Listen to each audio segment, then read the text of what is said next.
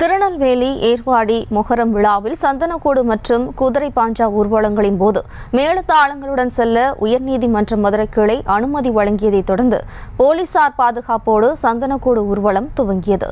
இதுகுறித்த கூடுதல் விவரங்களோடு நமது செய்தியாளர் பூபதி ராஜா இணைகிறார். வணக்கம் பூபதி ராஜா, மேலும் விவரம். ஜெயஸ்ரீ வணக்கம். அதாவது 800 வருட பாரம்பரியமிக்க நெல்லை மாவட்டம் ஏர்வாடியில் அமைந்துள்ள ஹுசைன் மற்றும் ஹசன் பள்ளிவாசலில் முகரம் திருவிழாவானது இன்று துவங்கியிருக்கிறது. அதாவது கடந்த 2013ஆம் ஆண்டு நடைபெற்ற இந்த திருவிழாவுக்கு பிறகு கடந்த 11 ஆண்டுகளாக சந்தனக்கூடு திருவிழாவானது நடைபெறவில்லை. இந்த சந்தனக்கூடு திருவிழா நடப்பதற்கு ஏர்வாடியில் அமைந்துள்ள மற்றொரு பிரிவினர் எதிர்ப்பு தெரிவித்ததன் காரணமாக இதற்கு எந்தவித அனுமதி வழங்கப்படாமல் இருந்தது.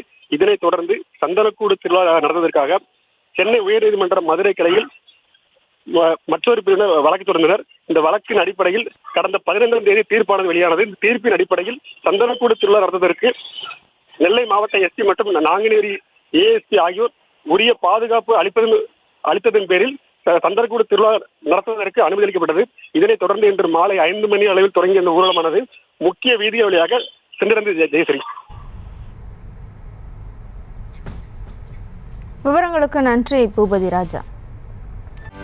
செய்திகளை உடனுக்குடனும் துல்லியமாகவும் தெரிந்து கொள்ள சப்ஸ்கிரைப் பண்ணுங்க.